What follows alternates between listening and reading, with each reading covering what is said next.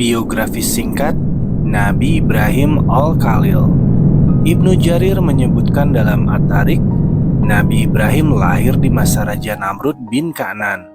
Menurut salah satu sumber, Raja Namrud bin Kan'an adalah Dahak, yaitu si raja tenar yang berkuasa selama 1000 tahun dan ia sangat semena-mena dan zalim. Sebagian ahli sejarah menyebutkan Nabi Ibrahim berasal dari Bani Rasib, kaum di mana Nabi Nuh diutus.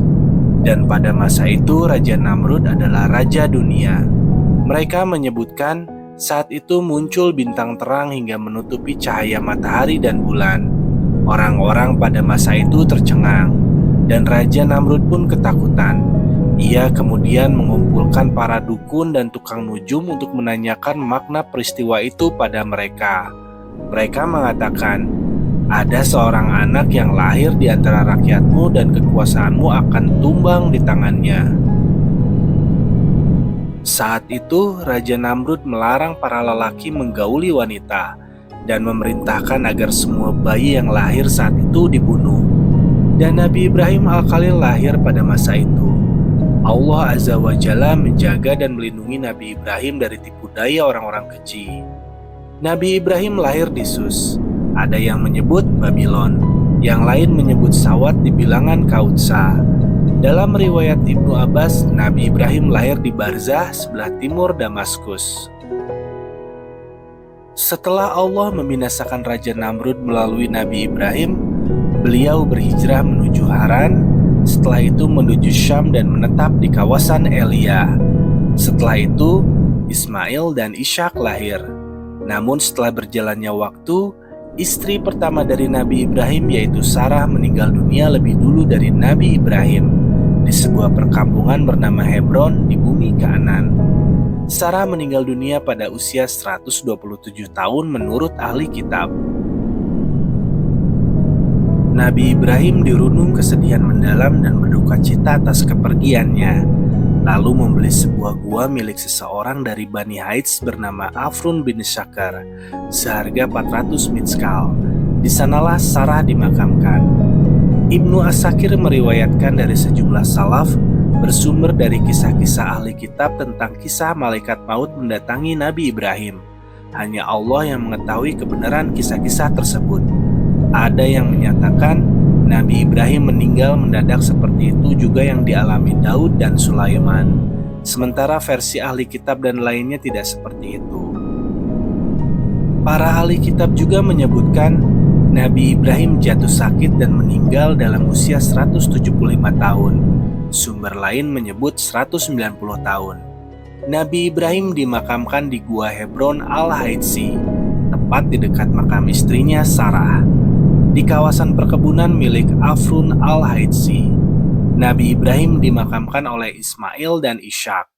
Ada riwayat lain yang menunjukkan Nabi Ibrahim hidup selama 200 tahun, seperti yang disampaikan Ibnu Al-Kalbi.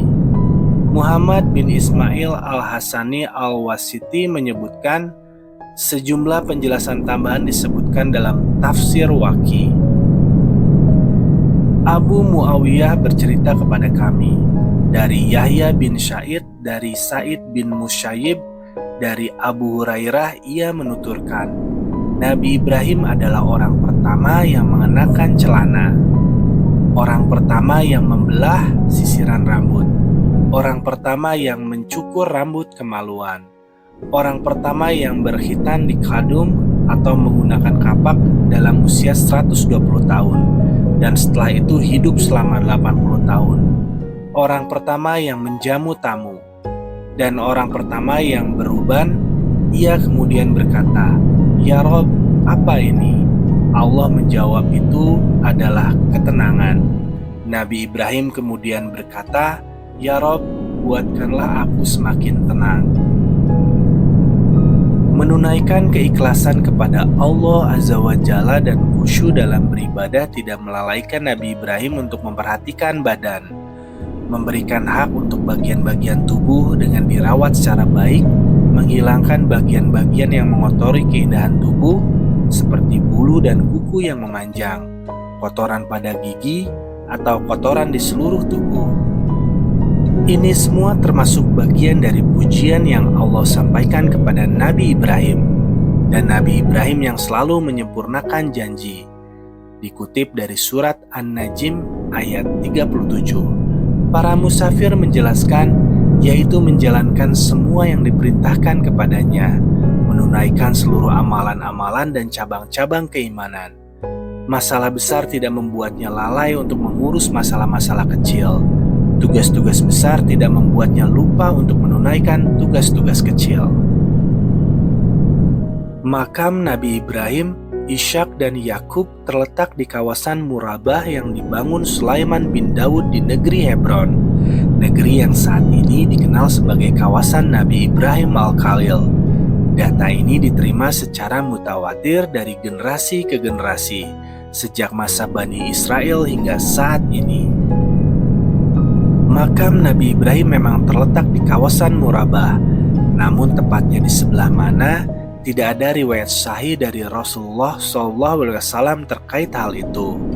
Untuk itu, kawasan tersebut harus dihormati, dimuliakan dan tidak dikotori di seluruh bagiannya, untuk mengantisipasi jika makam Nabi Ibrahim Al-Khalil atau salah seorang anaknya yang menjadi nabi berada di bawah tempat tersebut.